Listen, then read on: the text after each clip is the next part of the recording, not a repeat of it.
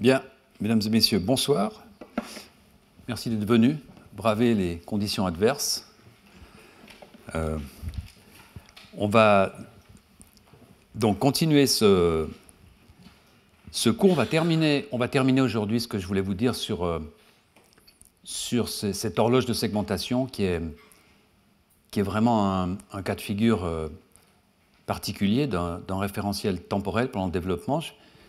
Et puis, on va peut-être commencer, si j'ai le temps, autrement on le fera la semaine prochaine, un autre référentiel temporel qui, comme vous allez le voir, est lié de façon très intime, qui est le timer OX.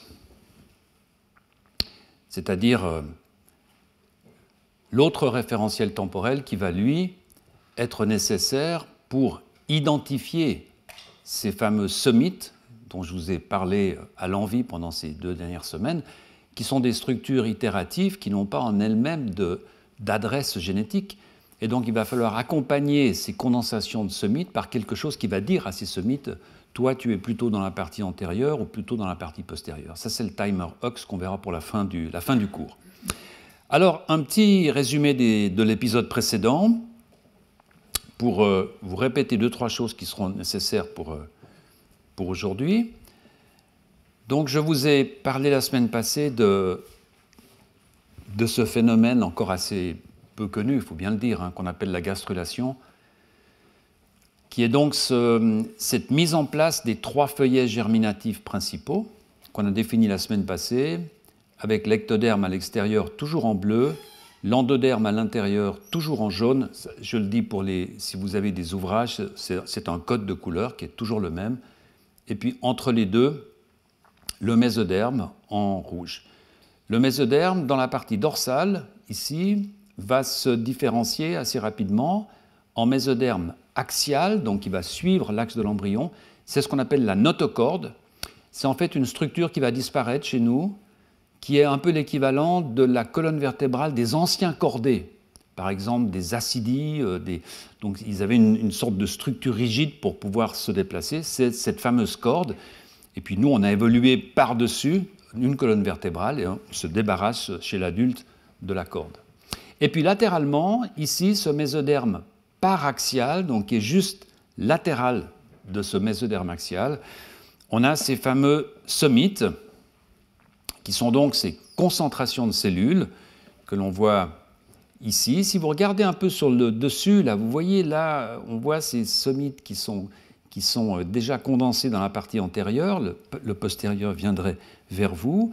C'est ces agrégats de cellules ici, qui ici ne sont pas encore visibles, c'est un stade, c'est dans le même embryon, mais dans une partie beaucoup plus postérieure, donc en fait un stade plus tardif, finalement, de développement plus tardif, puisque souvenez-vous, l'embryon de poulet, comme tous les embryons vertébrés, se développe selon une séquence antérieure-postérieure. Cette séquence, vous la voyez là, donc on a une section à ce niveau-là où on a déjà des somites très bien formés, et puis ici où on commence à avoir là des condensations, et puis tout ce mésoderme ici, alors c'est de l'ectoderme, mais le mésoderme sous-jacent, là que vous voyez en rouge, dans toute cette partie, c'est ce mésoderme pré-somitique, donc ce mésoderme qui va se condenser, mais qui n'est pas encore condensé, et c'est dans ce mésoderme pré-somitique que l'horloge de segmentation clique. C'est là que ça se passe. Donc il va y avoir dans ce mésoderme ici, là on le voit de dessus, donc ce qu'on voit c'est l'ectoderme, mais dans le mésoderme en dessous, c'est là où on va avoir ces vagues d'oscillateurs qui vont monter, descendre, monter, descendre. Ensuite, je vous ai présenté le papier, la publication en 1997, du laboratoire d'Olivier Pourquier, qui a commencé à déchiffrer cette horloge en isolant le premier gène qui oscille, ce gène qui s'appelait à l'époque HERI1, aujourd'hui qui a changé de nom, qui s'appelle Hess. Et on voit ici ces 3 étapes d'oscillation en bleu, avec toutes ces cellules-là qui représentent en fait cette partie-là. Cette partie-là, jusqu'au premier summit, là, c'est en fait ce qu'on voit là, c'est cette partie-là, jusqu'au premier summit. D'accord ? Et vous voyez qu'il y a 3 étapes d'abord, toutes ces cellules sont positives pour ce gène, donc elles produisent de l'ARN pour ce gène. Puis ensuite, cette partie-là devient négative. Là, on monte, les cellules positives montent. Pas les cellules. Les cellules qui expriment ce gène se trouvent un peu plus dans la partie antérieure.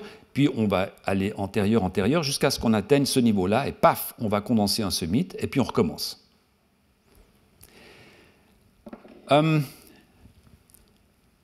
Ce niveau ici auquel les oscillateurs, les cellules qui oscillent vont se condenser, correspond à ce qu'on a appelé le front de détermination. On l'a défini la semaine passée, et on va voir aujourd'hui à quoi ça correspond, ce front de détermination. Ce qui fait que chaque fois que ces cellules oscillent, comme ça, oscillent, ça descend, quand elles arrivent sur ce front de détermination, se produit une catastrophe cellulaire, et ces cellules vont se condenser et faire un somite. Alors, je vais vous montrer une petite animation. Je n'ai pas pu vous montrer j'espère que ça va marcher. Voilà. Je n'ai pas pu vous montrer la dernière fois. Donc, vous allez voir ici, sur la droite, en bleu, c'est l'expression d'un de ces gènes qui oscillent, le gène, ici, le gène S.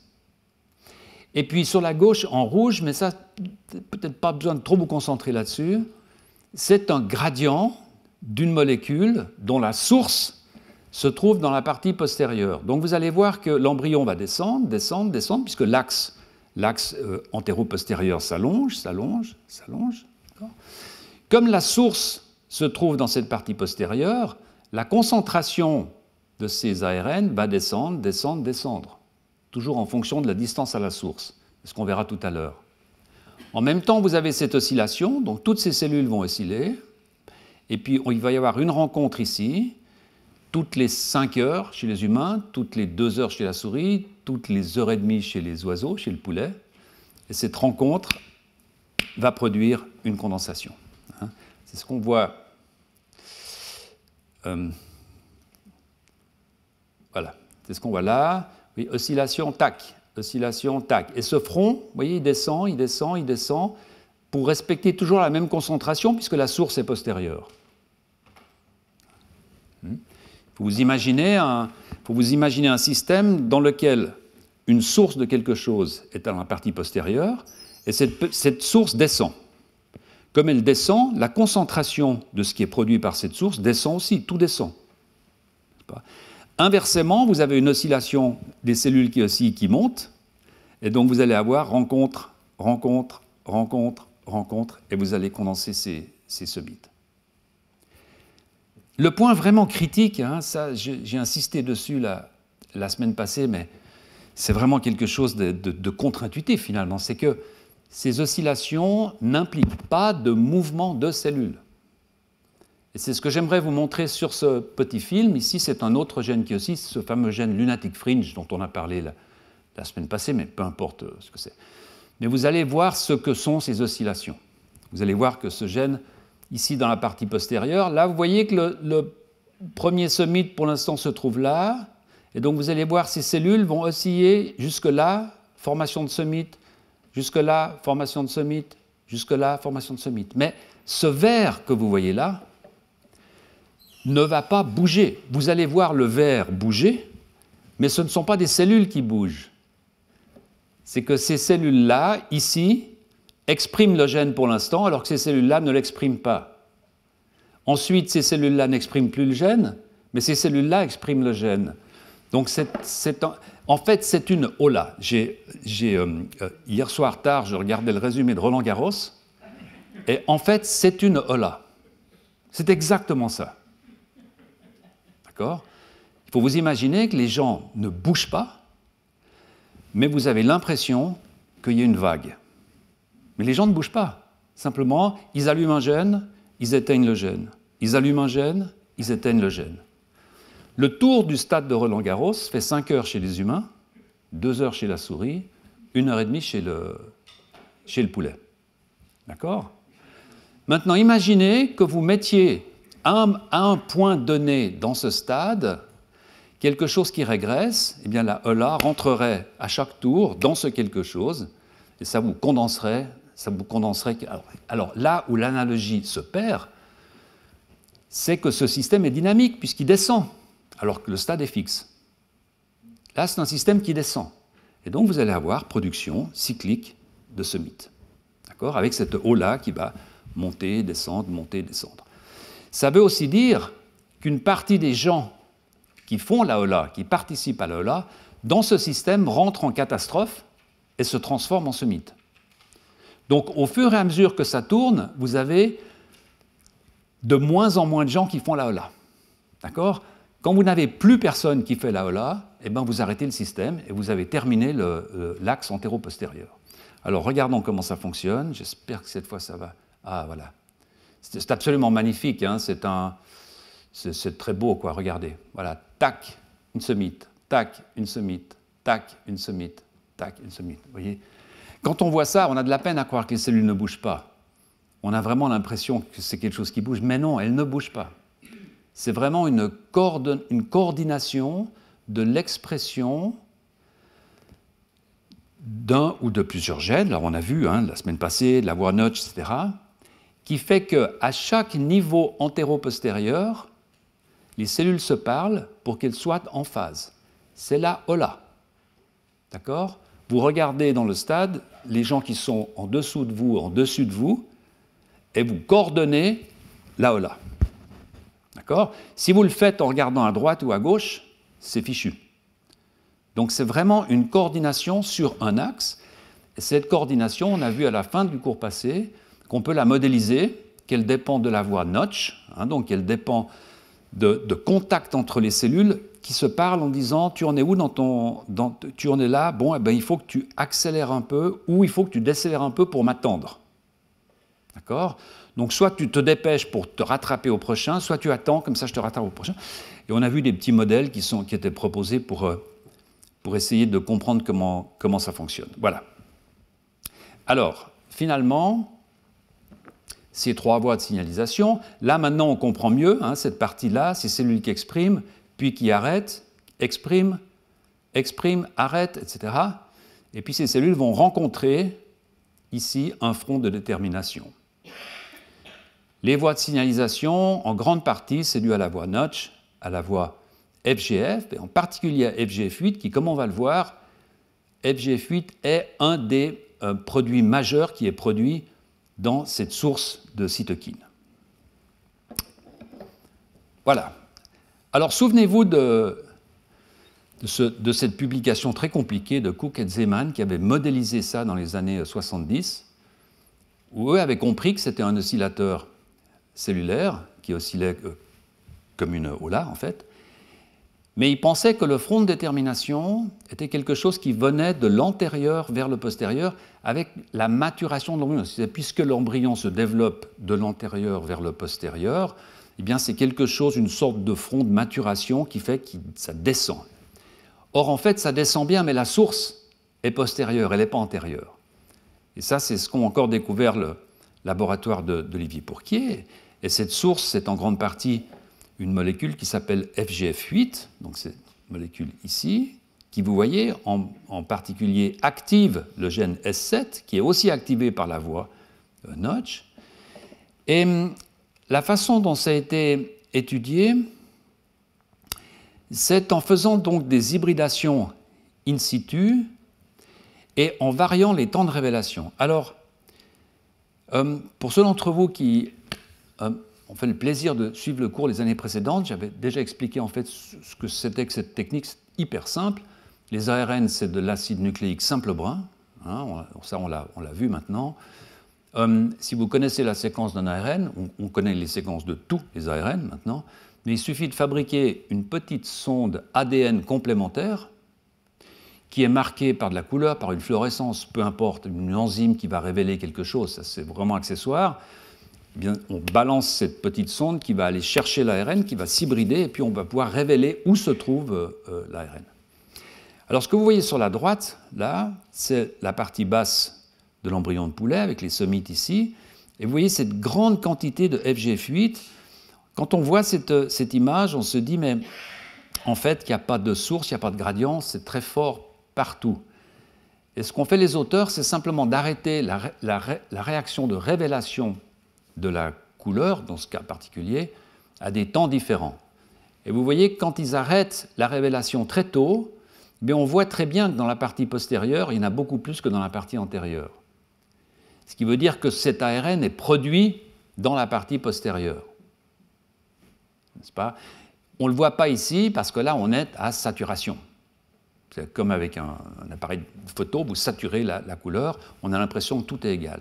Mais tout n'est pas égal, on voit qu'il y en a plus dans la partie postérieure. D'où la possibilité, l'idée que cet ARN pourrait créer un gradient et que par conséquent, quand l'embryon descend, il descend, il descend, ben, une limite quelque part ici pourrait descendre avec. Alors pour confirmer ça, ces auteurs ont fait une expérience qui consiste à faire des hybridations in situ, la même, mais au lieu d'utiliser une sonde pour un ARN exonique, on utilise une sonde intronique. Alors, petite parenthèse, pour que vous compreniez très rapidement ce qu'on veut dire par là, la plupart d'entre vous se souviennent certainement que nos gènes, vous voyez ici un exemple, l'ADN, le démarrage ici, le promoteur, la fin ici. Et vous voyez que nos gènes, dans l'immense majorité, les gènes qui font des ARN messagers, donc qui sont responsables de faire des protéines par la suite, dans l'immense majorité, sont épicés avec 2 S, donc subissent un mécanisme d'épissage, c'est-à-dire que l'ARN qui est produit, l'ARN qui est lu sur l'ADN, n'est pas exactement l'ARN qui est exporté dans le noyau pour faire une protéine. Cet ARN, il est modifié et il y a des morceaux qui partent. On appelle ça des introns. Donc vous voyez qu'il y a des morceaux qui restent, on appelle ça des exons, et puis ces morceaux-là, ben, ils sont recombinés, il y a toute une machinerie qui vient et qui enlève ces morceaux, ce qui fait que l'ARN ici, qui est exporté dans le cytoplasme pour faire des protéines, eh bien, il est fait de ce morceau-là, ce morceau-là, ce morceau-là. Alors pourquoi ça existe, peu importe, on ne va pas rentrer dans un cours de biologie moléculaire, mais c'est comme ça, c'est la norme, il y a très peu d'exceptions en fait. Les gènes généralement sont splicés chez les eucaryotes, pas chez les bactéries bien sûr, chez les eucaryotes. Alors, évidemment que la plupart des sondes qu'on utilise pour faire l'expérience que je vous ai montrée tout à l'heure sont des sondes, comme vous voyez ici, qui sont sur une partie de l'ARN, qui généralement sont des sondes exoniques, c'est-à-dire qu'on détecte toute la quantité d'ARN qu'on trouve dans une cellule, d'ARN messager qu'on trouve dans une cellule. La cellule, le noyau va exporter des ARN, exporter, les ARN vont s'accumuler dans le cytoplasme, faire des protéines. Ben, c'est ça qu'on voit. Sauf si vous utilisez une sonde qui est ici, qui, elle, est sur une région intronique. C'est-à-dire que dès que l'ARN sort dans le cytoplasme, cette séquence n'est plus là, donc vous ne voyez plus rien.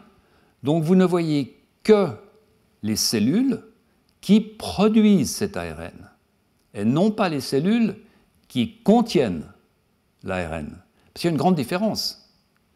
L'ARN, il a une demi-vie.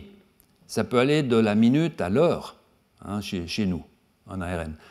Donc vous avez beaucoup de cellules dont vous voyez l'ARN, mais ce ne sont pas les cellules qui l'ont produit. C'est des cellules qui le contiennent puis qui vont le perdre tranquillement. Et donc, quand ces auteurs utilisent une sonde exonique, eh bien, vous voyez, c'est ça.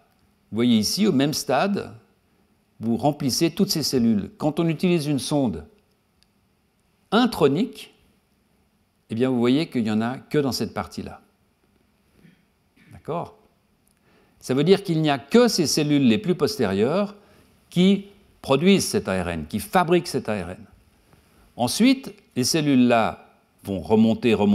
Ce n'est pas que les cellules vont remonter, c'est que l'embryon va descendre, donc les cellules vont rester sur place, et puis les cellules dans cette partie vont se diviser, descendre. Les cellules qui vont rester sur place vont avoir une quantité d'ARN, mais ne vont plus en produire. Donc l'ARN va rentrer en demi-vie, va se dégrader progressivement, et ça va créer un gradient avec beaucoup plus d'ARN à la base. Ici, regardez ce point bleu. Ce point bleu, c'est la même cellule à 3 stades différents. D'accord? Donc en bleu, ici, vous avez la source. le système descend, descend, parce que ces cellules-là sont en mitose, donc ça va descendre, descendre, descendre, descendre, descendre. Cette cellule, elle reste à la même place, elle est là, maintenant elle est là. Oui, là, elle a beaucoup d'ARN, mais elle n'en produit plus. Donc ici, elle en a déjà moins, parce que la moitié sera dégradée. Et puis là, il y en a encore moins, parce que pratiquement tout sera dégradé. Donc, vous formez un gradient. Et l'idée, c'est que dans ce gradient, on arrive à une quantité qui, quand cette quantité rencontre l'oscillateur, va conduire à une catastrophe et à la formation de ces frontières somitiques qui sont vraiment... C'est quelque chose de très traumatique pour la cellule, parce qu'on passe de cellules mésodermiques, classiques, petites rondes, comme ça, à des cellules massives épithéliales qui vont se mettre ensemble, qui vont former un somite. Hein? Et bien, cette information, il semble qu'elle est donnée à l'oscillateur toutes les 5 heures chez nous, on oscille comme ça, et toutes les 5 heures, on va rencontrer une concentration de protéines qui est fixée par la dégradation de l'ARN, et ces deux choses ensemble vont fixer la frontière. C'est comme ça que ça semble se passer. Donc on le voit là, de nouveau, ce carré, qui sont les mêmes cellules, hein, à 3 temps différents. Vous voyez ici que ça descend, ça descend, ça descend. Ici, il y a plus d'ARN qu'il y en a ici, qu'il y a plus d'ARN qu'il y en a ici, parce qu'entre ces 3 temps, l'ARN s'est un peu dégradé, et ces cellules n'en produisent pas, puisque seules ces cellules-là en produisent. D'accord ? Et puis vous voyez qu'ici, bientôt, ce front de concentration, là, il descend, bientôt, il va rencontrer ce carré de cellules, et là, il y aura une frontière. D'accord ? C'est comme ça que ça fonctionne. Alors, un tout petit mot, un dernier mot sur cette horloge, sur le mécanisme de cette horloge, en fait. Parce que quand on dit qu'il y a une catastrophe, qu'est-ce qui se passe, en fait ? Qu'est-ce qui fait que soudainement, ces cellules vont se transformer dans ce segment particulier?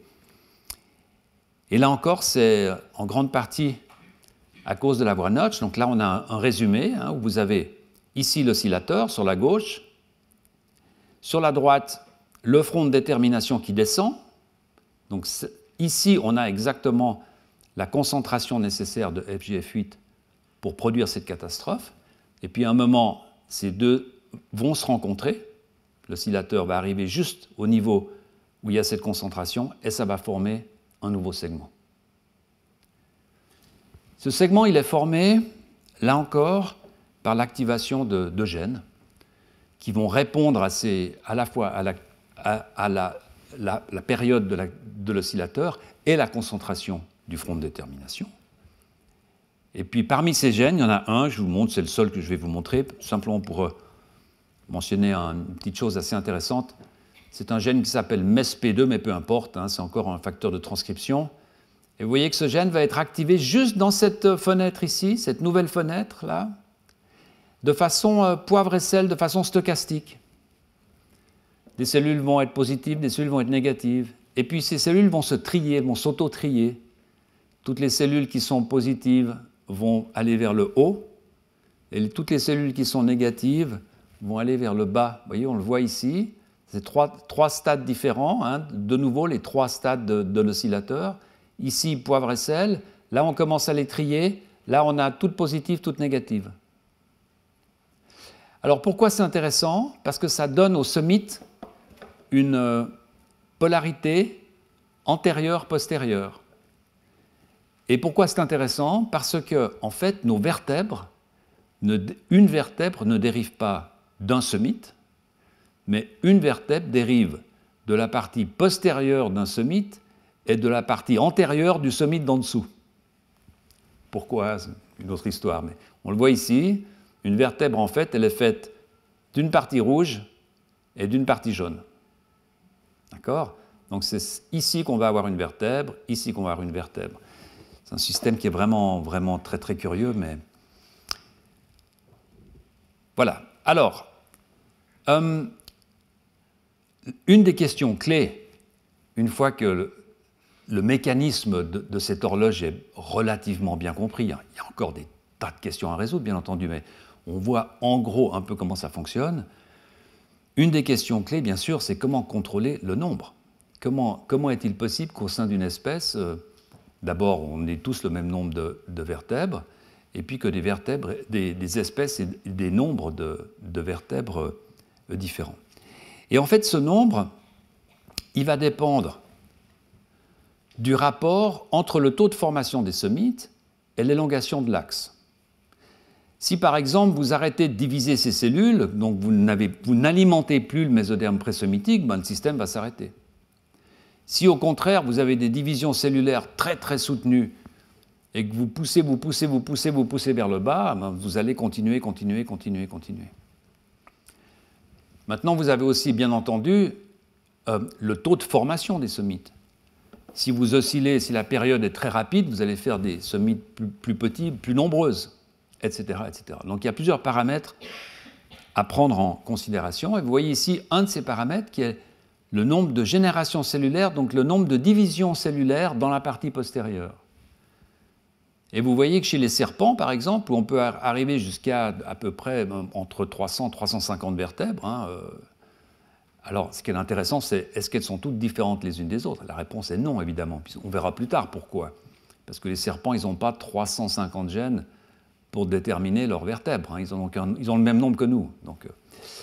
Mais vous voyez qu'on arrive à 21,5, alors que chez le poisson zèbre, où on n'a que 32 somites, il n'y a que 2,8 nombre de générations cellulaires.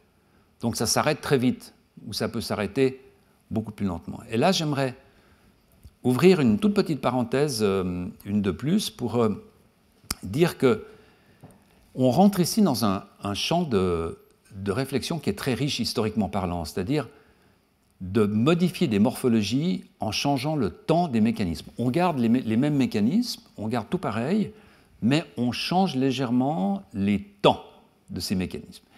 Et c'est un domaine qui est extrêmement riche, et en particulier un ouvrage alors, que je peux vraiment vous recommander, qui a été traduit en français d'ailleurs, de Stephen Jay Gould, qui a écrit ce livre « Ontogénie et phylogénie », dans lequel, en fait, il fait beaucoup allusion à Gavin de Baer, qui est quelqu'un qui avait classé toutes les différences qu'on peut observer dans les temps du développement. On peut par exemple avoir des accélérations de développement ou des retards de développement. Vous en connaissez certainement un qui s'appelle la néoténie. C'est chez ces animaux extraordinaires qu'on appelle des axolotes, qui sont des amphibiens et qui se reproduisent à l'état larvaire. Donc c'est des animaux qui ne passent jamais à l'état adulte, en fait, mais qui ont une vie larvaire, ils se reproduisent à l'état larvaire. Puis cette néoténie aussi, il y a toute cette hypothèse de notre propre néoténie, donc ce retard extrême qu'on a dans notre développement pour permettre la croissance de notre cerveau, comparé aux grands singes qui naissent relativement plus rapidement. Et donc Stephen Jay Gould a classifié tous ces différents types de retard ou d'accélération. En fait, peu importe vraiment, je voulais simplement le mentionner au cas où vous souhaitez lire un ouvrage qui est relativement accessible et qui est vraiment intéressant dans ce domaine. Alors, comment fixer la période de cet oscillateur? Pour répondre à cette question, beaucoup de laboratoires, très récemment en fait, ont pu commencer à répondre à cette question, car il est devenu possible récemment d'observer ces oscillations in vitro. On n'est plus dans un système d'embryon compliqué, on peut prendre des cellules souches, ES, on peut différencier ces cellules en cellules de type présomitique, mésoderme présomitique, avec un mélange de produits, et puis ces cellules vont se mettre à osciller dans un pétri. Alors si vous avez un tapis de cellules, eh bien, elles vont osciller de façon centro-extérieure, un peu comme quand vous laissez tomber un caillou dans l'eau avec des vagues qui vont partir et puis qui vont... exactement comme une hola, mais une hola dans un pétri, ces cellules vont se mettre à osciller. À partir de là, vous pouvez regarder, vous pouvez filmer et vous pouvez regarder la période et commencer à agir sur ces cellules.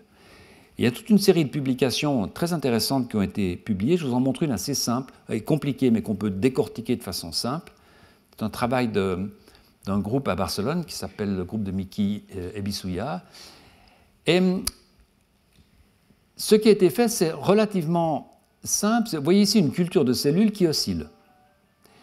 Et la façon dont ces auteurs mesurent la période d'oscillation, c'est simplement d'introduire dans ces cellules un promoteur d'un gène qui oscille, dans ce cas particulier le gène S7, toujours le même, et derrière ce promoteur, on met un gène qui code pour une enzyme qui s'appelle la luciférase, qui est en fait qui produit de la bioluminescence, c'est isolé des lucioles, vous savez, et ça permet en fait d'avoir une mesure très rapide, très précise et très sensible. Donc on a ce transgène qui va se mettre à osciller. On peut prendre un microscope et faire une section optique que vous voyez là, AB, et puis en dessous de cette section optique qui passe à travers une cellule, là, la cellule va être positive, négative, par la luciférase, positive, négative, positive, négative, et c'est ce que vous voyez sur la droite là. Positive, négative, positive, négative, positive, négative, positive, négative. D'accord ? Donc c'est une façon extrêmement précise de mesurer la période de votre oscillation. Vous avez vos cellules en culture, un microscope dessus qui détecte la bioluminescence, une section optique artificielle, et puis chaque fois que vous avez de la luminescence, ben vous l'enregistrez, puis vous avez ici cet enregistrement. Donc vous avez le temps sur la gauche, ici, et puis l'espace, peu importe, mais le point important, c'est le temps. Alors vous pouvez faire ça avec des cellules de souris, et vous pouvez faire ça avec des cellules humaines, donc des cellules souches humaines qui sont différenciées en cellules présomitiques. Et quand vous regardez la période que vous obtenez en faisant ça, eh bien pour la souris, vous avez cette oscillation, cette période qui, vous le voyez, est à peu près de 100, un peu plus de 100 minutes, de 150 minutes hein, chez la souris, donc en gros 2 heures si vous voulez. Et puis si vous le faites avec des cellules humaines, vous avez cette oscillation qui va arriver ici à une période d'à peu près 5 heures. Donc ça répète exactement la période d'oscillation qu'on observe chez les embryons. D'accord ? Donc c'est un système qui est robuste et qui vous permet vraiment d'observer cette période dans un pétri. Et à partir de là, on peut commencer à imaginer faire des expériences. Vous voyez que la mesure est très précise, hein, puisque ici vous avez 122 minutes, plus ou moins 2 minutes chez la souris, 322 minutes, plus ou moins 6 minutes. Donc vous voyez, quand vous prenez des cellules différentes et que vous regardez la période d'oscillation, c'est vraiment hyper précis, très robuste. La première question que ces auteurs se sont posées, c'est finalement, est-ce que Notch est nécessaire ? Est-ce qu'il est nécessaire que ces cellules se touchent pour osciller, ou bien est-ce qu'il est nécessaire que ces cellules se touchent pour coordonner leur oscillation ? C'est 2 questions qui sont différentes. Hein ? Donc là, c'est facile. On peut simplement mettre ces cellules à une très basse concentration, donc les cellules ne se touchent pas, et puis on peut regarder si ça affecte leur période d'oscillation. Puis la deuxième chose qu'on peut faire, c'est de mettre dedans un inhibiteur de Notch, où les cellules ne peuvent plus se parler. Donc cette fois, les cellules sont collées, mais ne peuvent plus se parler. Et la question qu'on se pose, c'est est-ce que la voie Notch est nécessaire pour l'oscillateur, ou bien est-ce qu'elle est là juste pour coordonner ? Et en fait, les résultats, donc vous voyez ici, ces cellules isolées, les résultats sont que finalement, la voie Notch n'a pas un effet drastique. Donc lorsque vous inhibez Notch, vos cellules continuent à osciller. Et souvenez-vous, dans le schéma que je vous montrais tout à l'heure, je vous ai dit que la voie FGF entraînait H7, S7. Il n'y a pas que la voie Notch. Donc il y a ce qu'on appelle des inputs multiples pour ce gène, et quand vous inhibez la voie Notch, ce gène continue à osciller. En fait. Et puis on voit aussi que les cellules de mésoderme présomitiques isolées continuent à osciller avec la bonne période, bien que le bruit soit un peu supérieur pour les cellules humaines, mais peu importe. Donc, il s'agit bien d'un oscillateur cellulaire intrinsèque qui n'a pas besoin des cellules voisines pour fonctionner. Et donc, quelle est la raison de cette différence de période, finalement? Comment une cellule humaine peut sentir, en quelque sorte, savoir qu'elle doit osciller toutes les 5 heures, alors que la même cellule qui provient de la même source chez la souris ne va le faire que toutes les 2 heures. Une possibilité, c'est que les gènes qui oscillent ont des différences. Par exemple, le gène S7, ce gène sur lequel on a beaucoup travaillé, imaginez que le promoteur, par exemple, la séquence du promoteur soit un peu différente, de telle sorte que la réponse du gène aux informations active, n'active pas, active, n'active pas, soit par exemple délayée, il y a un délai parce qu'il y aurait moins d'affinité pour lier des protéines, etc. Donc pour savoir ça, ces auteurs vont faire l'expérience la plus simple finalement, mais la plus élégante, c'est-à-dire de faire ce qu'on appelle un swap, donc d'échanger, de mettre ce gène humain dans des cellules de souris et le gène de souris dans des cellules humaines. Et la question, c'est si je mets le gène de souris dans les cellules humaines, est-ce qu'on va osciller 2 heures ou 5 heures? Si je mets le gène humain dans les souris, est-ce qu'on va osciller 5 heures ou 2 heures? D'accord? Alors pour faire ça, c'est assez compliqué, c'est beaucoup plus simple maintenant avec le système CRISPR, et je ne vais pas rentrer dans les détails, mais ce qui se fait en fait, c'est qu'on va faire ce qu'on appelle une recombinaison homologue.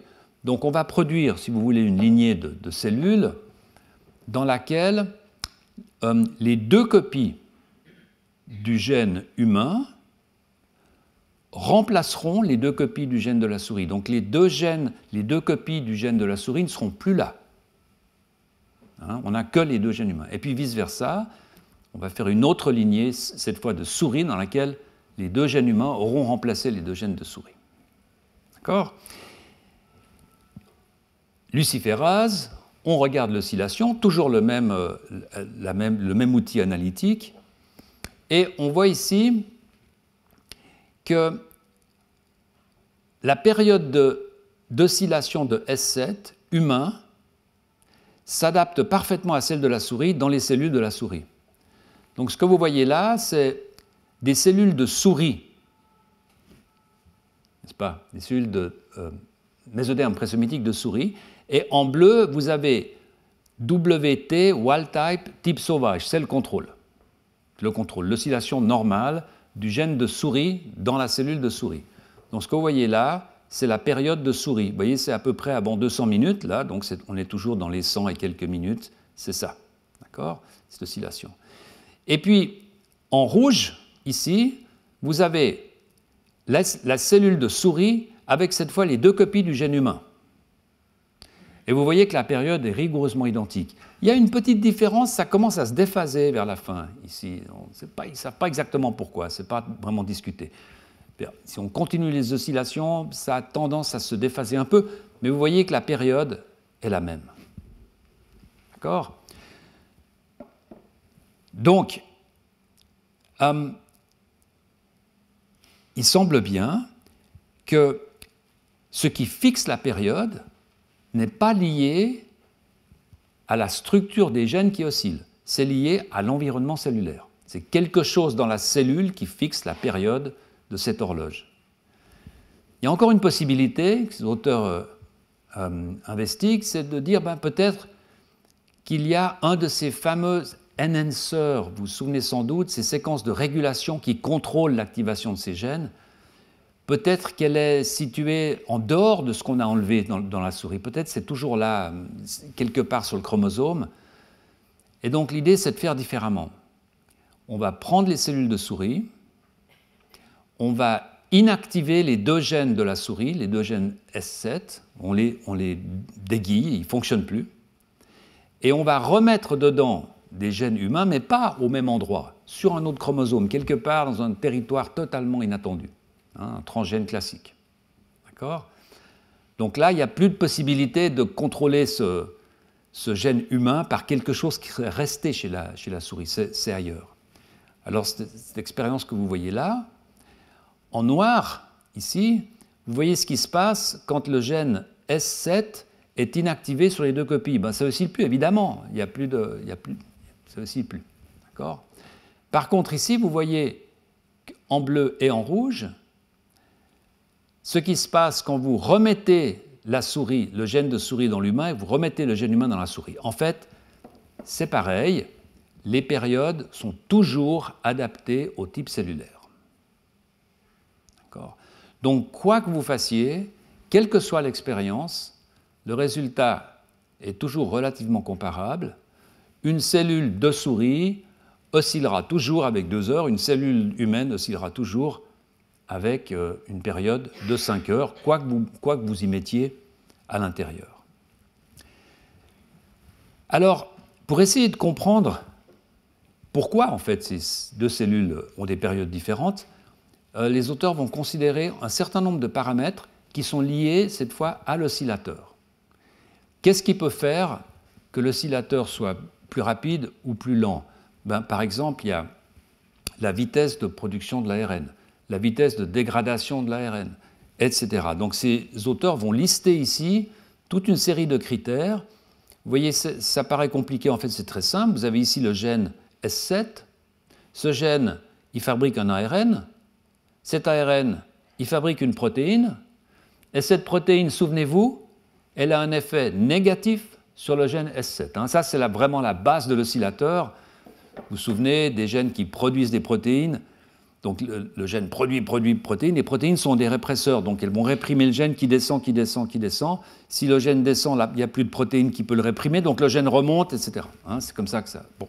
Alors on pourrait se dire, ben voilà, ici, on a toute une série de critères qui sont des délais et puis des critères qui sont des dégradations. Par exemple, ici, si vous avez une dégradation très rapide de l'ARN, ça va changer votre oscillation, puisque vous aurez moins de protéines, etc. Si vous avez une protéine qui est très très stable, ben ça va changer votre période d'oscillation, parce que vous allez avoir plus de protéines pendant plus longtemps.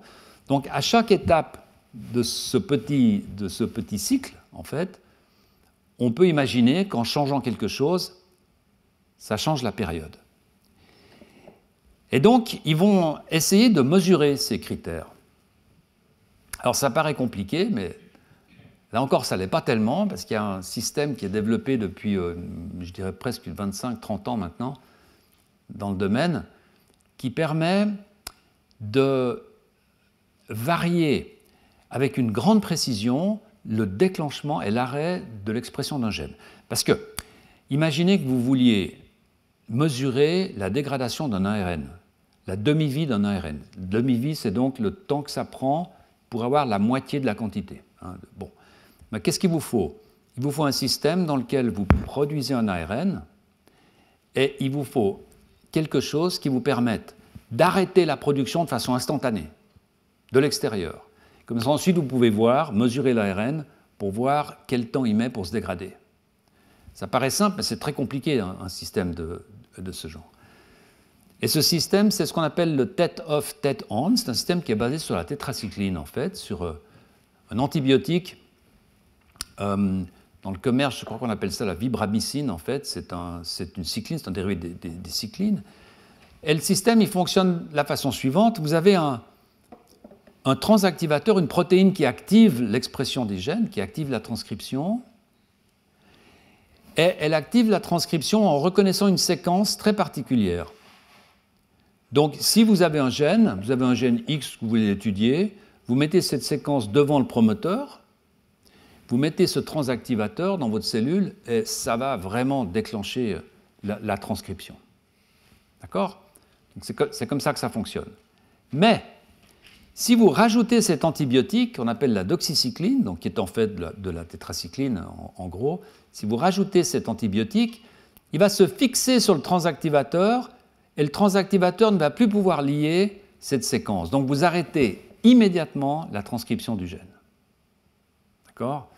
Donc imaginez que vous avez un système in vitro, comme celui que je vous ai montré, avec ces cellules sous le microscope, etc., eh ben, vous avez transcription du gène, il suffit que vous pipetiez un peu d'oxycycline, et ça s'arrête. Vous enlevez la doxycycline, ça repart. Donc c'est un système qui permet vraiment de bien contrôler l'expression de ces gènes. Alors, ce que ces auteurs vont faire, ben, c'est toujours pareil. Ils vont prendre le gène S7 avec une fusion d'une ce qu'on appelle une nanoluxe, une luciférase qui est très brillante, qui permet vraiment de bien mesurer. Et puis ils mettent la petite séquence ici en amont. Donc ils peuvent exprimer cet ARN, ils expriment à fond cet ARN, puis ils arrêtent l'expression. Et ils regardent combien de temps ça prend pour diminuer, de façon à mesurer la vitesse de dégradation du gène humain, S7, et la vitesse de dégradation du gène souris, pour voir s'il y a une différence. Et ça, c'est le résultat qu'ils obtiennent. Vous voyez que c'est assez intéressant. Cette courbe-là, en bleu, c'est quand vous mettez le gène de souris dans des cellules de souris. Donc, vous mettez le gène de souris avec la luciférase dans les cellules de souris, vous arrêtez, vous regardez la dégradation, et c'est ce que vous voyez. Tac, tac, tac, ça descend, ça descend, ça descend, ça descend, ça descend. Et vous voyez que la demi-vie, elle est à peu près là. Donc, il va falloir, en gros, 50 minutes. Alors, pourquoi ici, c'est indiqué moins? Parce que, vous voyez, 20 minutes, parce que ce que vous regardez, c'est en fait la luciférase. C'est la protéine qui est produite par l'ARN. Mais si vous regardez l'ARN lui-même, il est déglingué avant, parce qu'il reste toujours un peu de luciférase. D'accord ? Voilà. Maintenant, quand vous mettez un triangle ou un rond, c'est-à-dire soit le gène de la souris, soit le gène humain, dans des cellules de souris, c'est la même vitesse de dégradation. D'accord ? Donc, en fait, ce qui se groupe ensemble, c'est les cellules, encore une fois. Ce n'est pas les gènes. D'accord ? Vous voyez à droite, ici, ce qui se passe quand vous mettez chez l'humain, les cellules humaines. Donc, la vitesse de dégradation de ces ARN dépend de la cellule. Encore une fois, elle dépend de la cellule. Donc, il y a quelque chose dans ces cellules qui font qu'elles dégradent les ARN plus rapidement si c'est une cellule de souris que si c'est une cellule humaine. Donc on voit ici, demi-vie chez la souris, 20 minutes en gros, demi-vie chez l'humain, 40 minutes. Donc la vitesse de dégradation dépend uniquement du milieu cellulaire et non de l'origine du gène. Alors là, vous allez me dire, ça ne doit pas concerner que l'horloge, ça doit concerner tous les ARN en fait, qu'on trouve dans cette cellule. Et effectivement, la plupart des ARN seront dégradés plus rapidement dans une cellule de souris qu'ils ne le sont dans une cellule humaine. Un autre critère qui est regardé, c'est la vitesse d'épissage. Souvenez-vous, je vous parlais de l'épissage tout à l'heure. Donc l'épissage, c'est ce mécanisme qui va enlever des morceaux de l'ARN pour que l'ARN soit mature, pour qu'il puisse travailler. Si vous faites ça très rapidement, vous allez très rapidement avoir plus d'ARN pour faire des protéines. Si ça prend des heures, eh bien vous allez avoir moins d'ARN pour faire des protéines. Donc vous pouvez aussi réguler la période de l'horloge avec le temps de l'épissage. Alors pour mesurer le temps d'épissage, écoutez, c'est très simple. Vous avez votre gène, il suffit de fabriquer un gène qui a des introns, donc un gène qui ressemble au vrai gène, et puis vous pouvez aussi fabriquer un gène plus petit dans lequel vous avez déjà enlevé les introns, donc il n'y a plus besoin de l'épicer. C'est vraiment hyper simple, c'est ce qu'on appelle un ADN complémentaire, c'est fait en quelques heures. Donc vous mettez ensemble ces deux configurations, et la question que vous posez, c'est combien de temps ça prend pour enlever ces morceaux dont on ne veut pas, chez la souris et chez l'humain. Et là, vous voyez que quand vous n'avez pas d'intron, donc WO without, sans intron, donc le gène court, eh bien, vous avez ici sans intron, avec intron. Donc sans intron, vous partez tout de suite, d'accord? Et puis, si vous avez des introns, il va falloir les enlever, donc ça va prendre un peu de temps, et vous avez ici le délai dans des cellules de souris. D'accord? Ce délai, vous pouvez le calculer, il est de 13 minutes dans les cellules de souris. Alors c'est assez intéressant, c'est un travail qui n'avait jamais vraiment été regardé en fait. Ça veut dire que ça prend quand même pas mal de temps finalement pour qu'un ARN qui est produit dans le noyau soit polissé, bien, etc., pour que finalement on puisse l'exporter dans le cytoplasme, puis dire maintenant tu fais ta protéine. 13 minutes, c'est quand même un temps assez conséquent. Eh bien vous voyez que si vous faites ça dans une cellule humaine, vous allez comparer les deux encore, vous allez avoir 37 minutes de délai. Autrement dit, ça prend 2 fois plus de temps dans une cellule humaine d'épicer un ARN que ce n'est le cas dans une cellule de souris. Tout est plus lent. Tout est plus lent dans les cellules humaines que dans les cellules de souris. Alors, je vais vous faire court, ces auteurs vont regarder encore d'autres paramètres. Et en fait, ils vont regarder la vitesse de répression. Une fois que vous avez cette protéine, combien de temps ça prend pour réprimer ce gène? Pour ça, c'est très simple. Vous faites le gène avec de la luciférase, puis vous mettez la protéine, puis vous regardez. Bon, et bien là, il n'y a pas de différence. Alors, vous allez me dire, c'est probablement normal, puisque ça n'implique pas de métabolisme. En fait, c'est une protéine qui se balade et puis qui va aller chercher le promoteur. Donc on voit déjà où on va avec ça. Là, il semble qu'il n'y ait pas de différence. Pareil pour les délais de répression. Pour le délai de répression et puis pour la vitesse de transcription. Là, il semble qu'il n'y ait pas de différence. Vous savez que la vitesse de transcription, vous avez une polymérase qui arrive sur votre ADN pour faire un ARN, on va lire à peu près une 50aine de bases par seconde. Là, ça va assez vite quand même. Un ARN, pour faire une protéine, on va lire aussi une 50aine de bases par seconde. Ça fait qu'on va rajouter à peu près une petite vingtaine d'acides aminés par minute, par seconde. Ça va quand même assez vite. Imaginez que pendant qu'on parle, là, chaque seconde, vous êtes en train de fabriquer des protéines. Chaque seconde, vous rajoutez 20 acides aminés pour faire votre protéine. Donc, une protéine standard, ça va vous prendre 1 minute pour la faire. Et bien là, les temps sont conservés. Là, il semble qu'il n'y ait pas de grande différence entre les humains et la souris. Alors, en considérant tous ces paramètres, eh bien, ils arrivent à la conclusion que finalement, certains de ces paramètres varient, certains de ces paramètres ne varient pas. Ils vont mettre ça dans des modèles mathématiques, ils vont faire tourner un modèle, et puis ils vont arriver avec un modèle qui est relativement satisfaisant. Vous avez ici, ils peuvent reproduire l'oscillation de la souris en bleu, et puis l'oscillation humaine en rouge, donc qui est beaucoup plus longue. Alors, qu'est-ce que ça veut dire, ce modèle? Ça veut dire que vous pouvez essayer de varier les paramètres sur ce modèle mathématique, puis vous allez obtenir un résultat que vous pouvez vérifier dans la vraie vie, puisque vous avez la possibilité sur le microscope de varier. Donc c'est un modèle qui semble-t-il, est relativement satisfaisant. Alors c'est intéressant de voir leur conclusion, la façon dont ils écrivent la conclusion, c'est toujours intéressant. Vous voyez qu'ils écrivent « sufficient to quantitatively account ». Moi j'ai traduit ça par un modèle chez les humains suffisante pour expliquer quantitativement des périodes d'oscillation plus longues. Donc c'est assez intéressant parce que c'est un modèle, ils ne disent pas c'est comme ça que ça marche. Ils ne disent pas ça c'est le modèle, c'est comme ça que ça marche dans les cellules. Ils disent c'est un modèle qui est suffisant pour expliquer ce qu'on voit dans les cellules. Et ça c'est vraiment quelque chose qu'il faut garder à l'esprit, c'est très honnête comme conclusion. On ne dit pas, voilà, on a travaillé, maintenant on vous explique comment ça marche. Non, non. On a un modèle et il est suffisant pour expliquer ce qu'on voit.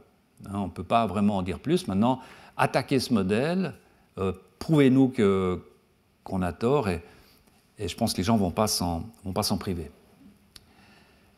Le dernier mot que j'aimerais dire sur cette horloge de segmentation, c'est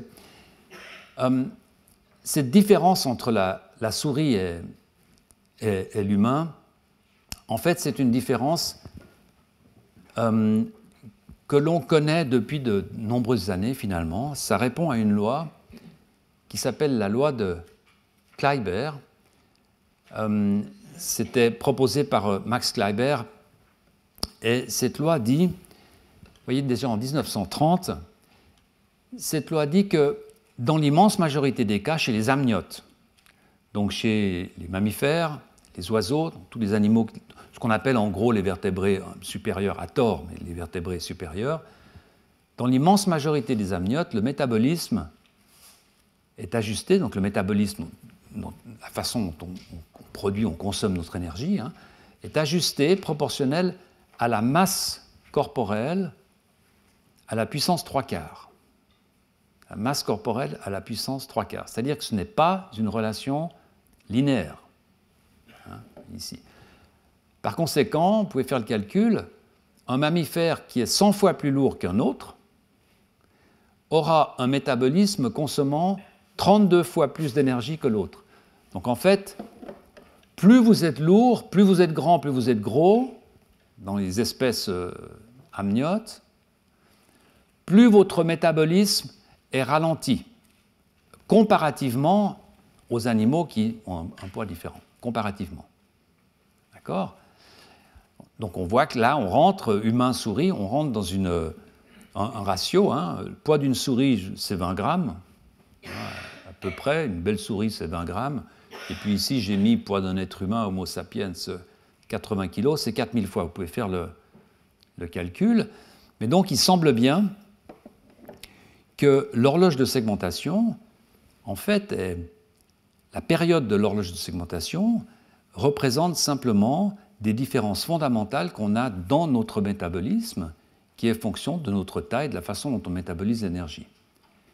Donc il est à prévoir que si on allait regarder chez des animaux encore plus gros, des mammouths, des éléphants, eh bien, on ait une période de cette horloge de segmentation qui sont encore un petit peu rallongées.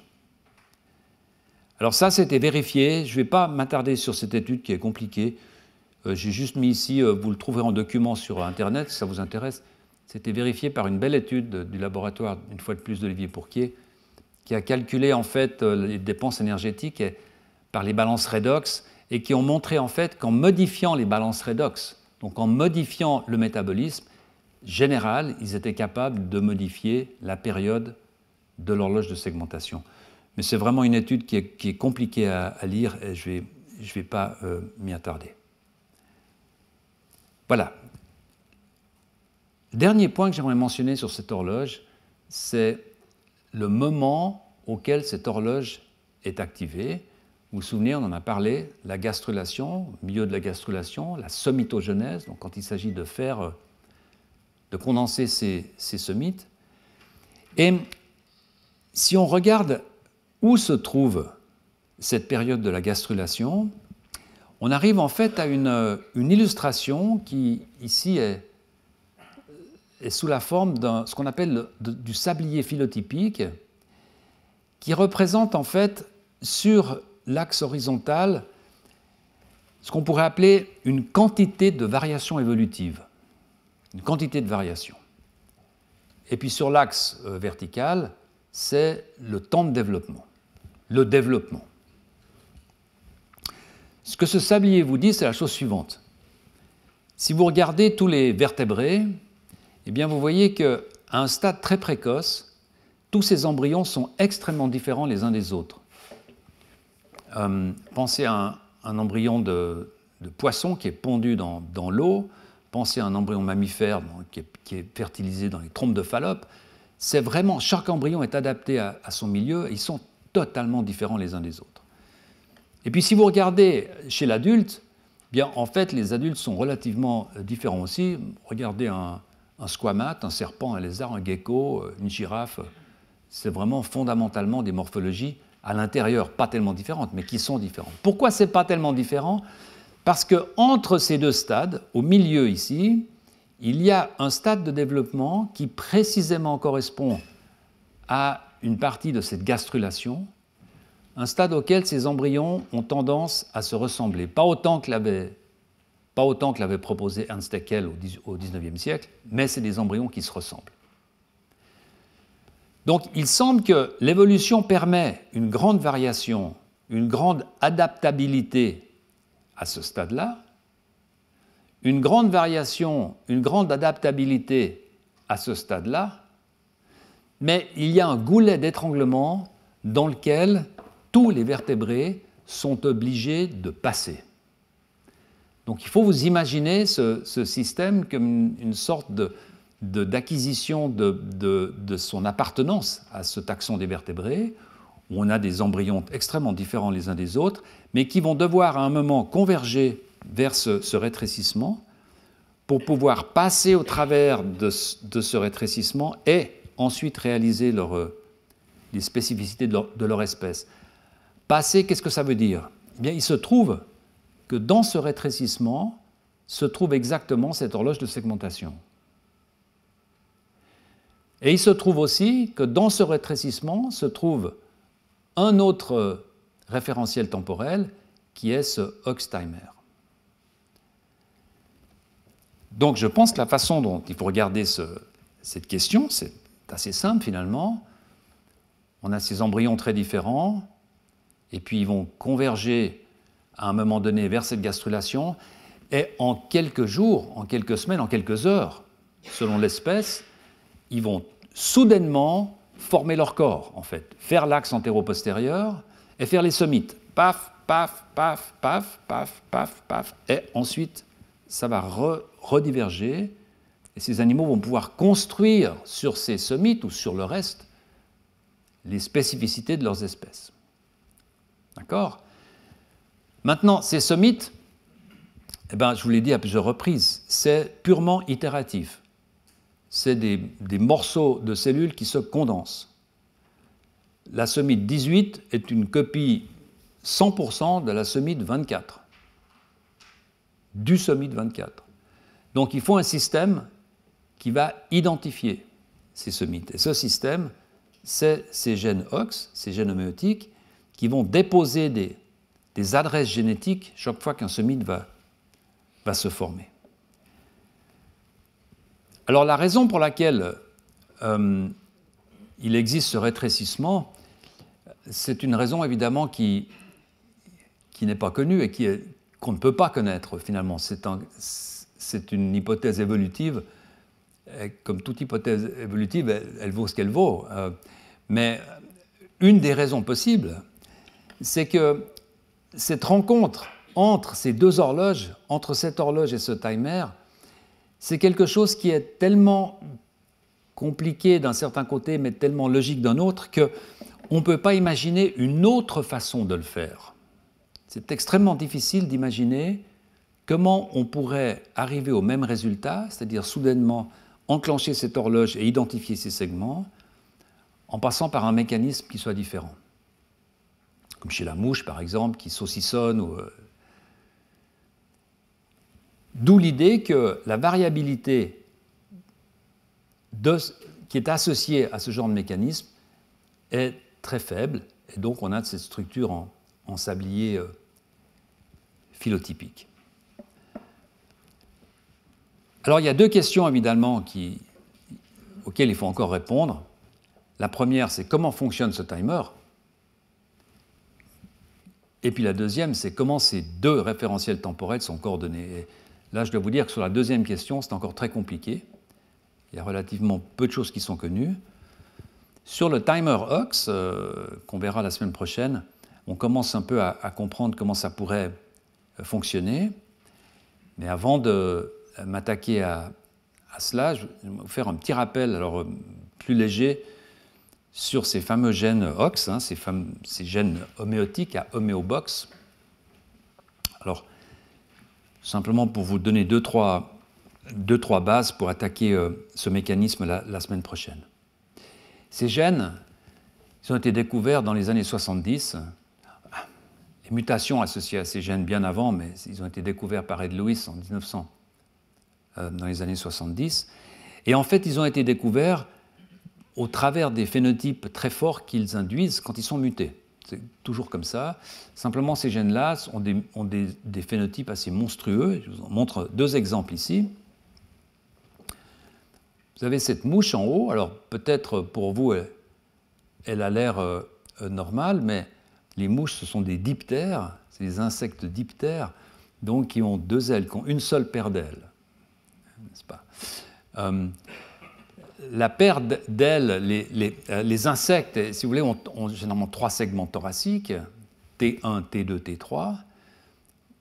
Sur la face ventrale, les insectes ont trois paires de pattes, c'est pour ça que les insectes ont six pattes. Si vous voyez un animal à six pattes, c'est forcément un insecte, normalement.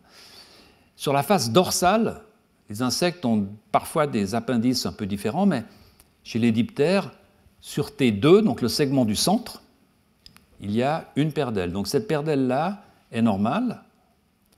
Cette paire d'ailes-là est surnuméraire, c'est que le segment T2, T3 est transformé en segment T2. C'est aussi simple que ça. La mouche pense que son segment T3, c'est T2, parce que la combinaison génétique qu'on trouve à l'intérieur de T3 a été changée, elle est équivalente à T2. Donc la mouche fait une paire d'ailes. Voilà. C'est assez similaire dans ce que vous voyez là en bas. C'est une tête de mouche vue de face. Et vous voyez ici une mutation qui s'appelle antennapédia, où vous avez une patte qui pousse à la place d'une antenne, parce que là encore, vous avez dans la structure qui va produire l'antenne, qu'on appelle un disque imaginal, mais peu importe, eh bien vous avez maintenant une combinaison génétique qui correspond à la patte, donc la mouche va faire une patte. Donc ce sont des gènes qui sont responsables de l'identification de structures. Alors chez la mouche, il y en a 8 que vous voyez là, et dans les années 70, il a été montré qu'en fait, 70, 80, 90, que ces gènes étaient distribués en deux complexes de gènes, deux clusters de gènes, des petits groupes de gènes sur des chromosomes. Un groupe qui s'appelle bithorax et un groupe qui s'appelle antennapédia.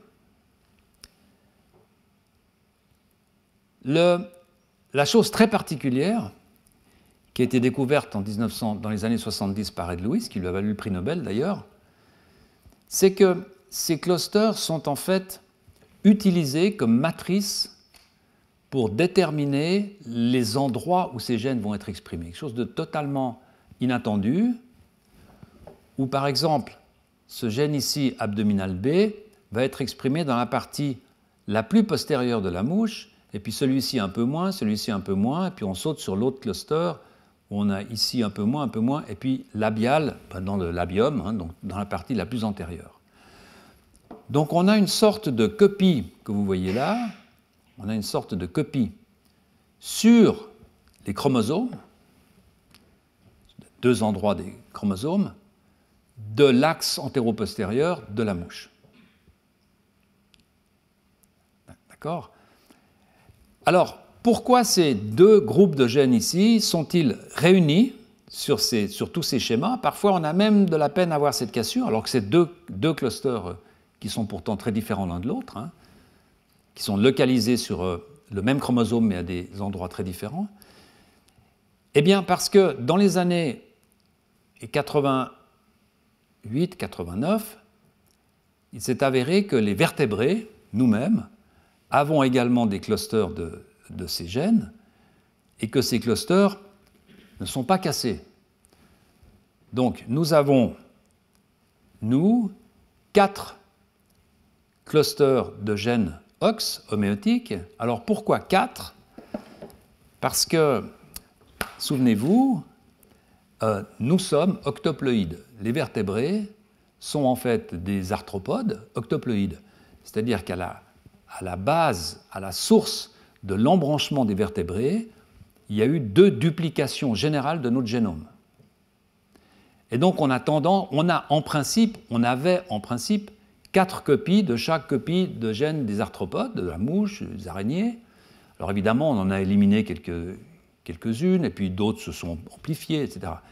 Mais on reconnaît très souvent le fait que nous avons dupliqué nos chromosomes 2 fois. Comment ça se fait ? C'est très simple, hein.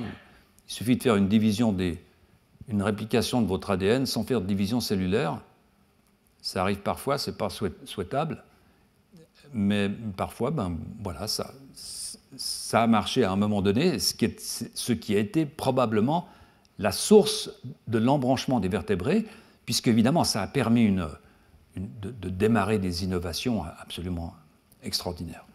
Donc, nous avons 4 complexes de ces gènes OX, sont des complexes complets, et en fait, dans les années 1989, nous sommes aperçus que finalement, c'était les mêmes gènes, ce qu'on appelle des gènes orthologues, hein, on a déjà parlé de ça, que chez la mouche. Sauf que chez la mouche, ces 2 clusters se sont cassés, donc on a 2 demi-clusters. Donc ce qui s'est passé, en fait, c'est qu'il y avait un cluster original que l'on retrouve chez beaucoup d'arthropodes actuellement, chez la sauterelle, chez les crevettes, vous aurez un grand cluster de gènes OX. Et puis, dans la voie des vertébrés, il y a eu 2 duplications totales, donc nous en avons 4. Et puis chez les diptères, c'est cassé en 2, et il y a 2 demi-clusters. Pourquoi il a pu se casser chez les diptères, ça vous intéresse, on va en parler en dehors du cours, c'est vraiment très intéressant, mais voilà. Dans les années 90, beaucoup de laboratoires se sont aussi aperçus qu'en fait, la fonction de ces gènes chez les vertébrés est très proche de celle que l'on a vue chez la mouche. Ils ont aussi des fonctions qui consistent à identifier des structures, et je vais vous montrer 2 exemples qui sont vraiment facilement compréhensibles. Vous voyez ici des squelettes de souris. Au centre, vous avez la formule vertébrale correcte dans la région lombaire. Les souris sont L6, contrairement à nous qui sommes L5. Hein, nous avons généralement 5 vertèbres lombaires. Les souris en ont 6. Eh bien, vous voyez qu'en modifiant un seul gène, OX, qui est le gène numéro 11, on peut, si on descend ce gène, on peut rajouter des vertèbres, on peut aller jusqu'à L8, lombaire. Si on remonte ce gène, eh bien on va réduire le nombre, on peut aller de 4 à 8. Alors, ce que vous pouvez faire, c'est fabriquer des parents qui ont des allèles, donc des versions différentes génétiques, et pratiquement dans la même portée. Vous pouvez avoir des petits, vous voyez, qui sont plus longs que leurs frères et sœurs, parce qu'il y en a qui auront hérité des versions de ce gène qui seront exprimées un peu plus antérieures dans la colonne somitique. On va y arriver, hein, ça commence à faire du sens, en fait. Et une autre mutation où le gène est exprimé de façon plus postérieure. Alors, je vous montre ce que je veux dire par là sur l'autre exemple, qui est un très beau travail qui a été fait dans le laboratoire de Mario Capecchi par Denis Velik. Et là, vous voyez encore 3 situations différentes. Ça, c'est la situation normale, avec les 5 vertèbres lombaires chez la souris. Ici, le sacrum, la queue, le thorax. C'est la situation normale. Vous voyez que le gène OX qui marque le passage de la région lombaire ici à la région thoracique, c'est le gène numéro 10. Donc, imaginez-vous, revenons à cette horloge somitique. Vous avez ces condensations, condensations, condensations. Au moment où vous condensez le somite qui sera au niveau de la transition thoraco-lombaire, eh bien, il faut que le gène 10 soit là. C'est ce gène 10 qui va faire cette transition. D'accord ? Comment il va faire cette transition ? Ben, simplement en supprimant les paires de côtes. Alors, comment est-ce qu'on peut voir ça ? Ben, là, vous avez une souris dans laquelle, par un artifice génétique, on a pu descendre, ces auteurs ont pu descendre l'expression du gène numéro 10 de beaucoup plus postérieure. Et vous voyez que cette souris, en fait, maintenant, va avoir des paires de côtes tout le long, jusqu'au sacrum, parce que l'information génétique qui dit « arrêtez maintenant de faire des côtes parce qu'on rentre dans la région lombaire » n'est plus là. Donc une transformation homéotique, selon Bateson, homéo, qui veut dire qui ressemble à. Hein, on a maintenant, dans la région lombaire, des vertèbres qui ressemblent à des vertèbres thoraciques. Inversement, que se passe-t-il si maintenant vous prenez le gène numéro 10 et puis vous l'activez beaucoup trop antérieur ? Ben, vous allez supprimer toutes les côtes. parce que l'information qui est portée par ce gène qui dit on arrête de faire des côtes, si vous la mettez ici, eh ben, il n'y aura plus de côtes. D'accord ? Donc ce sont là vraiment ce qu'on appelle des phénotypes homéotiques, c'est-à-dire la transformation d'une structure dans le likeliness, comme avait dit Bateson, qui ressemble à une autre structure.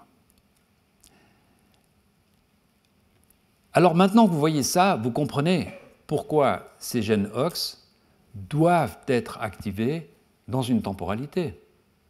Imaginez que tous ces gènes soient activés en même temps, eh bien on aurait une situation de ce genre.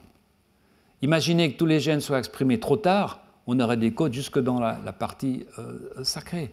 Donc, il faut absolument qu'il y ait une temporalité extrêmement précise pour que chaque fois qu'une vertèbre se concentre, qu'un somite se condense, on soit dans un niveau de l'activation de ce timer OX qui fait que la bonne combinaison rentre dans ces cellules somitiques. D'accord ? Donc c'est la coordination entre cette horloge de segmentation qui est totalement itérative, je produis, avec un timer qui fait je spécifie. C'est pour ça que c'est un timer, parce que c'est linéaire. On n'est pas dans un système itératif. On a un morceau de chromosome, on va passer au travers du morceau de chromosome et on s'arrête. On n'est pas du tout dans un système itératif. C'est une progression, d'où le mot timer. Alors la dernière chose que j'aimerais vous dire, c'est où cela se passe. Et vous voyez, une fois de plus, c'est des petits embryons de souris. Et encore une fois, tout se passe dans cette partie la plus postérieure. Souvenez-vous, ça c'est pratiquement ce que je vous montrais tout à l'heure sur l'horloge de segmentation, hein, donc dans la partie postérieure. Ce mésoderme présomitique ici, eh bien c'est là où sont activés ces gènes OX. Donc ces gènes OX sont activés dans la partie la plus postérieure, qui est la partie qui est la source, en fait, du gradient qui fixe le front de détermination. C'est ces fameuses cellules NMP, donc des progéniteurs neuromésodermiques. Vous voyez ici, j'ai pris un petit schéma de cette publication d'Alfonso Martinez-Arias, où l'on voit très bien le bas ici, avec cette population-là qui est en mitose, hein, qui descend. D'accord ? Et vous voyez ici cette population verte de progéniteurs neuromésodermiques qui vont se diviser, et qui vont alimenter à la fois le système nerveux, parce qu'évidemment, quand vous descendez, votre moelle épinière, il faut l'allonger aussi, hein, donc qui vont alimenter à la fois le système nerveux et tout le mésoderme qui va sortir, le mésoderme axial, le mésoderme paraxial, etc. D'accord ? C'est pour ça qu'on appelle ces cellules des progéniteurs P neuromésodermiques. D'accord ? Alors, ça c'est un petit schéma qui vous montre ce qui se passe chez les oiseaux. Je vous montre ici la vraie position de ces cellules tirée d'une publication qui n'est même pas publiée, en fait, qui est déposée sur des archives en ligne, qui va être publiée bientôt, une publication magnifique de Merlin Languet et de Loïc Royer, qui sont deux Français établis en Californie. Et vous voyez chez le poisson zèbre, chez le petit poisson zèbre, vous voyez pareil, ici on a les somites, le mésoderme présomitique, et puis ici c'est cette population de cellules, hein, qui va alimenter cette partie la plus caudale, qu'on voit très bien ici, c'est NMP. Là. Alors, ce que ces auteurs ont fait, et je vais terminer là-dessus aujourd'hui, c'est exactement ce que je vous montrais pour ces neuroblastes, c'est que toutes ces hybridations in situ, etc., c'est joli, c'est sympathique, mais enfin, c'est un peu has-been. Alors, plutôt que de faire ça, eh bien, on va prendre maintenant des poissons, on va séquencer massivement en faisant du single au niveau cellulaire. Donc, on va simplement essayer de mapper tous les transcriptomes cellulaires sur un UMAP, souvenez-vous, sur un espace à X dimensions. Hein. Et je vous montre ici, simplement pour vous donner une idée, ils ont séquencé 120 444 cellules à partir de 40 spécimens avec tous ces temps différents. Donc, il faut vous imaginer à quel point en fait, la technologie a changé, à quel point les outils analytiques ont transformé les approches biologiques. Il y a encore 10 ans, on aurait pris peut-être une quarantaine de gènes pour essayer de voir gène par gène ce qui se passe. Là, c'est fini. On prend des 40 poissons, on mélange tout, on dissocie les cellules, on séquence tout. Et puis, on obtient cette magnifique œuvre d'art un peu surréaliste où on voit ces clusters. On en a discuté il y a 2 semaines. Vous voyez les NMP ici. Alors, pour ceux d'entre vous qui n'étaient pas là, peut-être, c'est simplement pour vous dire que cette représentation n'a aucun sens topologique. C'est juste un espace, et chaque point est une cellule, et les cellules sont classées par leurs affinités en ARN. Donc, 2 cellules qui ont des ARN identiques se superposent, et puis des cellules qui ont des ARN très proches, des ARN qui ont une distribution d'ARN très proche sont proches l'une de l'autre, et puis les cellules qui sont radicalement différentes sont très éloignées l'une de l'autre. Eh bien, vous voyez qu'on a ici des cellules LMP, et comme on s'y attendait, on a cette branche qui part pour faire le système nerveux postérieur, NMP, donc progéniteur neuro-mésodermique, et puis toute cette partie-là qui est du mésoderme, vous voyez, on part ici avec du mésoderme présomitique. Souvenez-vous la lame latérale, je vous parlais de la lame latérale qui va faire les membres, c'est le rouge qui était sur les côtés. Et puis là, on va avoir les somites, les muscles, le dermomyotome ici, et le sclérotome des vertèbres. C'est magnifique, on voit vraiment qui donne quoi. Alors l'avantage de ce système, c'est que lorsqu'on a ça, eh bien, on peut poser la question, où sont exprimés les gènes OX là-dedans? Comme tous les gènes qu'on a envie de voir. Et on peut définir avec une très très grande précision si ces gènes sont déclenchés dans les NMP, dans le PSM, etc. Parce qu'on va le voir directement. Il suffit de dire à l'ordinateur, montre-moi où se trouve l'ARN pour le gène OX numéro 10. Et puis ça vient. D'accord ? Et ces auteurs font ça, bon, on le savait en gros, mais ils le font d'une façon systématique, et ils arrivent avec cette image-là, qui est très satisfaisante, pour moi en tout cas. On voit tous les gènes OX ici, et on voit tous les groupes, donc les groupes de paralogie, c'est-à-dire ici vous avez le gène le plus postérieur, ici le plus antérieur, et puis vous avez ici les stades de développement. Et vous voyez que au début, il n'y a pas beaucoup de changements. On verra pourquoi la semaine prochaine. Il n'y a pas beaucoup de changements. Et puis là, on commence à avoir une sorte de dégringolade. Vous voyez, on tombe, on tombe, on tombe, on tombe, on tombe, on tombe. D'accord ? Ce qui veut dire que le gène le plus postérieur, ici, il arrive plus tard que celui-ci. Regardez ce gène-là, numéro 13, eh bien, il n'est pas exprimé à 5 somites, 10 somites, 15 somites, 20 somites. Il commence à apparaître à 20 somites. D'accord ? Donc, vous imaginez encore une fois, on condense, on condense, on condense, on condense. Et au stade 20 somites, on commence à voir ce gène numéro 13 qui apparaît dans les NMP. D'accord ? Donc, c'est un gène qui va se retrouver. Donc, il va apparaître en bas dans les NMP. C'est un gène qui va se retrouver tranquillement au niveau 25 somites, 26, 27 somites. D'accord ? Donc, je vais résumer ce que je vous ai dit aujourd'hui en essayant de vous montrer cette image-là, qui vraiment est essentielle pour ce que je vais vous dire la semaine prochaine, et qui résume un peu ce système logique, en fait, cette combinatoire de gènes OX. Donc on a encore une fois ce mésoderme présomitique, on a ici la source de gradient pour l'horloge somitique, ça descend, ça descend, ça descend, et cette cellule-là, en fait, qui sort du NMP, qui sort du pool de cellules ici, cette cellule-là va exprimer une certaine combinaison de OX. Ici j'ai mis OXX, ça peut être 5 par exemple, et si ici on est à 5, on va avoir plus 1, plus 2, plus 3. D'accord ? Donc, vous avez une cellule qui va sortir ici cette cellule-là, elle aura OX plus, disons que c'est OX11, cette cellule-là sera 12, cette cellule-là sera 13. D'accord?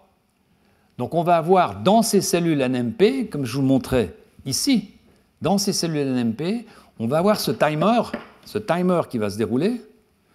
Donc on a d'un côté une itération, on produit des sommits, et de l'autre côté, on a un système de cran. D'accord? Et ce système de cran, il suit le cluster sur le chromosome. C'est un timer. Alors après, on peut faire évidemment toutes les hypothèses. Imaginez que vous bégayez un cran, ben vous allez produire 40 vertèbres qui seront identiques. Hein, vous continuez à produire vos vertèbres chez les serpents, vous produisez, et puis là, ben, vous arrêtez. Et puis vous arrivez au sacrum, 40 vertèbres plus postérieures, paf, vous redémarrez. D'accord? Donc ça vous permet en fait de faire les combinaisons que vous souhaitez, mais ça vous permet aussi de fixer pour chaque espèce la formule vertébrale que vous devez respecter. Alors évidemment, tout repose sur le mécanisme qui fait que ce timer se déroule en fait dans ces cellules NMP. Et c'est ce mécanisme précis dont je vous parlerai la semaine prochaine, qui est assez compliqué, mais je pense qu'en 1h15, on aura largement le temps de passer dessus. Voilà, je vous remercie.